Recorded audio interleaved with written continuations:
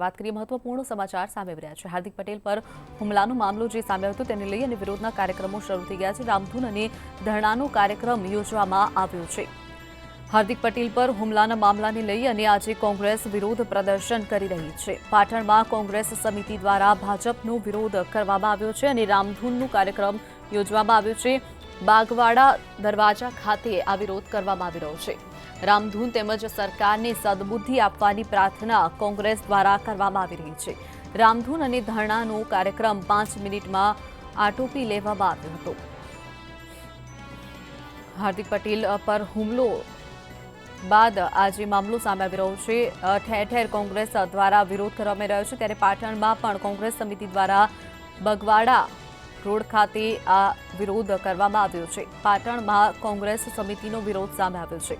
ઉલ્લેખનીય છે કે ગઈકાલે જે રીતે હાર્દિક પટેલ પર હુમલો થયો હતો, એક અજાણ્યા શખ્સ સ્ટેજ પર ચડી આવી અને હાર્દિકને લાફાવાડી કરી હતી, જેના કારણે હાર્દિક હેબતાઈ ગયો હતો અને ત્યારબાદ કોંગ્રેસ ક્યાંક ને ક્યાંક ભાજપને આડે હાથ લેવાનું શરૂ કર્યું છે અને કોંગ્રેસ વારંવાર કહી રહી છે કે આ ભાજપ દ્વારા જ આ કૃત્ય કરાવવામાં આવ્યું છે, ભાજપ દ્વારા જ હાર્દિક પર હુમલો કરાવવામાં આવ્યો છે। બીજી તરફ હાર્દિકની માટે માંગ પણ કરવામાં આવી છે। સુરક્ષાને લઈ અને તેને સુરક્ષા આપવામાં આવે તે મુદ્દે પણ કોંગ્રેસ દ્વારા માંગ કરવામાં આવી છે।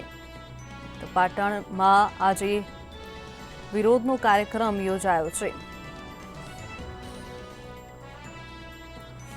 ઉલ્લેખનીય છે કે ગઈકાલે જ રીતે હાર્દિક પટેલ પર હુમલાનો મામલો સામે આવ્યો હતો, ત્યારે આજે ઠેર ઠેર કોંગ્રેસ દ્વારા વિરોધ કરવાનું શરૂ કરી દીધું છે।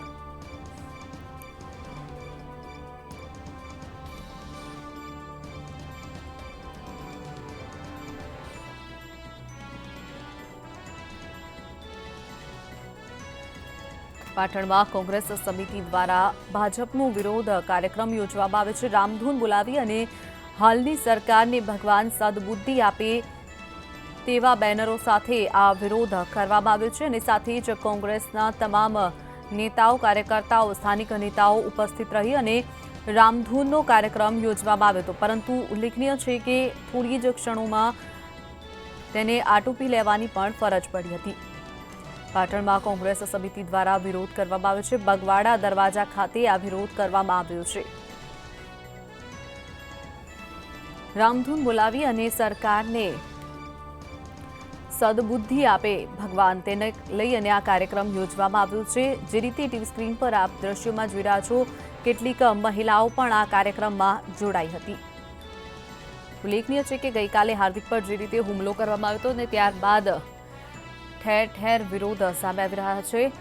કોંગ્રેસ વિરોધ કરી રહી છે અને ભાજપને ક્યાંક ને ક્યાંક આડે હાથ લઈ રહી છે, ત્યારે કોંગ્રેસનું સતત એક જ રટણ ચાલી રહ્યું છે કે આ સમગ્ર જે ઘટના ઘટી છે, હાર્દિકની ઉપર હુમલો થયો છે, તેને માત્ર ને માત્ર ભાજપની જવાબદાર ગણવામાં આવી રહ્યું છે।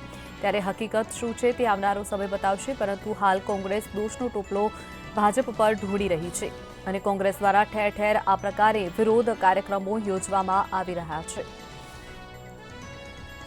જે રીતે ટીવી સ્ક્રીન પર આપ દ્રશ્યોમાં જોઈ રહ્યા છો, કોંગ્રેસ દ્વારા બેનરો અને બોર્ડ લઈ અને હાર્દિક પટેલની તરફેણમાં આ વિરોધ કરવામાં આવી રહ્યો છે। ભાજપ ઉપર સૂત્રોચ્ચાર કરવામાં આવ્યા હતા, રામધૂનનું પણ આયોજન કરવામાં આવ્યું હતું। મોટી સંખ્યામાં કોંગ્રેસના કાર્યકર્તાઓ આ રામધૂનમાં જોડાયા હતા, કેટલીક મહિલાઓ પણ રામધૂનમાં જોડાયા હતા। હાર્દિક પટેલ પર થયેલા હુમલાને લઈ અને રામધૂન બોલાવવામાં આવી હતી।